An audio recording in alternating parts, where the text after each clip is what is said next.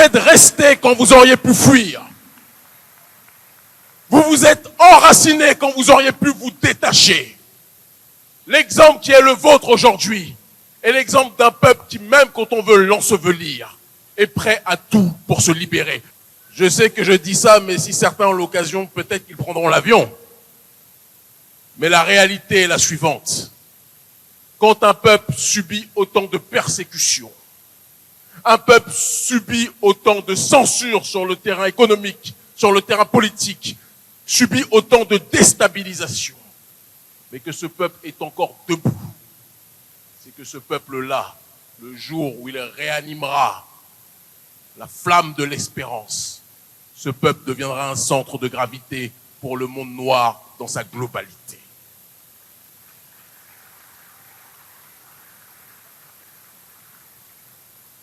Je m'adresse à toute l'audience et aussi sans doute, comme c'est le cas dans tous mes déplacements, à quelques services de renseignement qui ont envoyé leurs émissaires ici aussi. Parce qu'aux quatre coins du monde où je me situe, je sais qu'ils viennent nous monitorer, nous entendre, nous écouter, en se disant qu'est-ce que ce nègre vient répandre. Nous leur répondons que nous venons répandre l'espérance, le rappel, et surtout clarifier la situation par rapport à ce que vit notre population. Aux quatre coins du monde, lorsque j'allume les informations à la télévision, j'entends les médias nous raconter que Haïti est le pays le plus pauvre du monde, ou l'un des plus pauvres. Que Haïti est le pays où les gens se divisent gratuitement. Que Haïti est le pays où les gangs font la loi avec des armes qui tombent du ciel. Un peuple qui n'est pas prêt à pouvoir se libérer. Un peuple qui n'est pas prêt à pouvoir se développer. Et je souris. Si ce pays était un pays si désespérant, on n'aurait pas dans ce pays le plus grand nombre d'ONG de la planète qui viennent occuper le terrain, qui viennent financer la population pour essayer de calmer une révolution qui arrivera tôt ou tard à éclosion. Si un peuple est un peuple pauvre, si un peuple est un peuple désespérant, vous n'auriez pas les ONG des pays prétendument les plus puissants de la planète qui viendraient coloniser ce territoire, comme c'est le cas. Ils vous disent il n'y a rien à tirer d'Haïti. Non, on n'y allait pas. Et puis dès que vous avez le dos tourné, ils prennent tous l'avion pour venir ici. Pourquoi? Ils savent ce que vous ne savez pas. Ils savent ce dont vous ne vous souvenez pas. Ils savent le pouvoir que vous représentez potentiellement. Ils savent géopolitiquement ce que vous pouvez devenir si vous vous rappelez de ce que vous êtes réellement. Depuis la prise de pouvoir et l'instauration de la première République noire, Haïti est dans le collimateur de toutes les nations occidentales. On est devant des étudiants, on va dire le postérieur. On parle avec politesse, nous sommes à l'université. Depuis qu'Haïti a botté le postérieur de l'oligarchie française, le gouvernement français et les différents régimes de la France n'ont jamais pardonné cette humiliation. Et l'Occident a toujours regardé Haïti avec méfiance en se disant que si Haïti se libère réellement, et si Haïti peut fonctionner librement, Haïti risque de devenir un sida, un syndrome d'ingéniosité définitivement acquis qui va se propager dans le cœur de tous les Noirs du monde entier. Et tous les autres pays, toutes les autres Caraïbes voudront suivre l'exemple d'Haïti. Et ça, les Occidentaux ne le veulent pas. Et c'est pour ça qu'ils colonisent ce territoire par deux voies. La première, comme je l'ai énoncé il y a quelques minutes, ce sont les ONG qui viennent vous prétendre être vos amis. Mais comme on le dit toujours, des ONG qui n'aident pas les gens à se débarrasser de l'aide ne sont pas des ONG amis, ce sont des forces néocoloniales. Et c'est important qu'on le dise. Le deuxième aspect, et c'est l'aspect le plus crucial, on vous dit que le pays est aujourd'hui détruit par les gangs. De qui sont composés les gangs? D'Haïtiens. Vrai ou faux ce que je dis? Vrai ou faux ce que je dis? Qui a donné ces armes à ces Haïtiens? Qui a fait en sorte que ces Haïtiens puissent s'entretuer? Qui? Qui? Ceux qui se présentent comme vos amis. mais qui depuis le départ de la libération d'Haïti sont nos ennemis. Le gouvernement français, le Canada, les États-Unis, qui se présentent comme des pays qui sont là pour accompagner Haïti, sont ceux qui livrent les armes en pagaille à la population haïtienne pour que cette dernière s'entretue. C'est la réalité que les gens ne veulent pas entendre.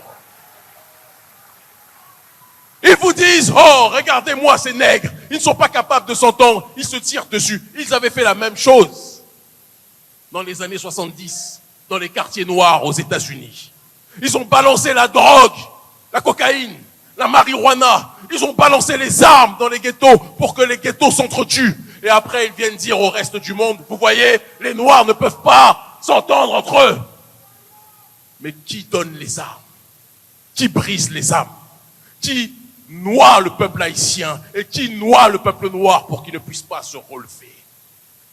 Nous les connaissons. Mais nous devons aussi parler de la troisième partie du problème. Une civilisation n'est détruite par l'extérieur que si elle est rongée de l'intérieur. Quels sont ceux qui acceptent que ces armes puissent circuler sur le territoire? Quels sont ceux qui emploient parfois ces gangs pour assurer leur sécurité et terroriser la zone adverse? Quels sont ceux qui font en sorte que Port-au-Prince et que Haïti soient une terre de déstabilisation en accord avec la volonté de l'oligarchie d'Occident? Les autorités haïtiennes. Il faut qu'on soit capable d'en parler. Quand un avion n'est pas piloté par un individu ou un groupe d'individus responsables, l'avion finit par trouver, plus que jamais, la chute, l'accident et la destruction. On ne peut pas toujours se plaindre de la puissance et de l'aspect négatif de ceux qui sont ontologiquement les adversaires de notre peuple. Mais on doit d'abord aujourd'hui, entre nous, se questionner sur les responsabilités qui sont les nôtres par rapport aux drames qui arrivent à notre peuple. Je sais que certains attendaient peut-être que j'appelle à détruire certaines institutions ou à détruire certaines ambassades. Non. Le seul ennemi numéro 1 du peuple noir et du peuple haïtien, ce sont les limites que nous nous fixons. Le seul ennemi du peuple haïtien, c'est la corruption que nous laissons rentrer dans nos rangs. Le seul ennemi du peuple haïtien, ce sont les égos et la jalousie mal placée qui fait en sorte que nous ne sommes pas capables de nous unifier pour résister à ceux qui veulent nous asphyxier. Le seul ennemi du peuple haïtien, c'est l'injustice sociale qui fait qu'une minorité a tout, pendant que la majorité vit dans une effroyable pauvreté. On ne peut pas passer notre temps à critiquer le néolibéralisme à l'extérieur quand nous avons une petite caste à l'intérieur qui prend 95% des richesses et qui laisse 99% de la population avec 5% des richesses à se partager. Ce n'est pas possible. Oui, le colonialisme est à Washington. Oui, le colonialisme est à Paris. Oui, le colonialisme est au Canada. Mais on doit commencer par lutter contre le colonialisme à l'intérieur de nos rangs.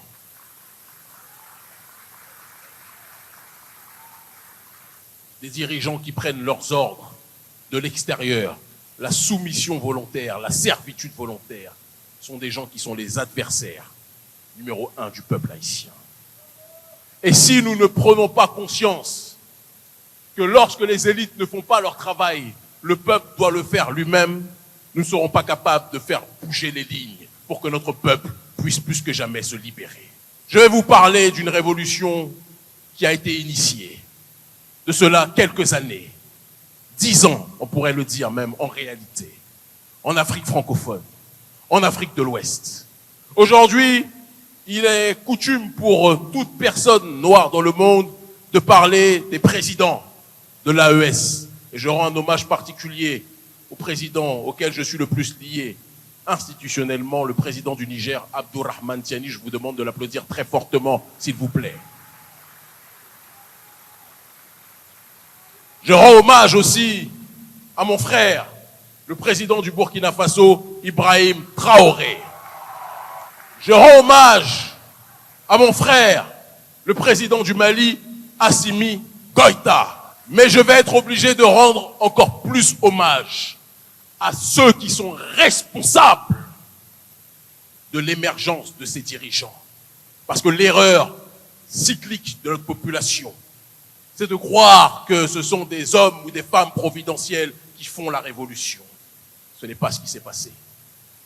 Les 3 dirigeants que je viens de citer ne sont pas les initiateurs d'un processus révolutionnaire. Ils sont le résultat d'une mobilisation de plusieurs années des masses populaires de cette région qui ont décidé de prendre en charge leur destinée, qui ont décidé d'arrêter de subir la persécution, qui ont décidé d'arrêter de subir l'injustice sociale. Ils voyaient la corruption comme vous la voyez.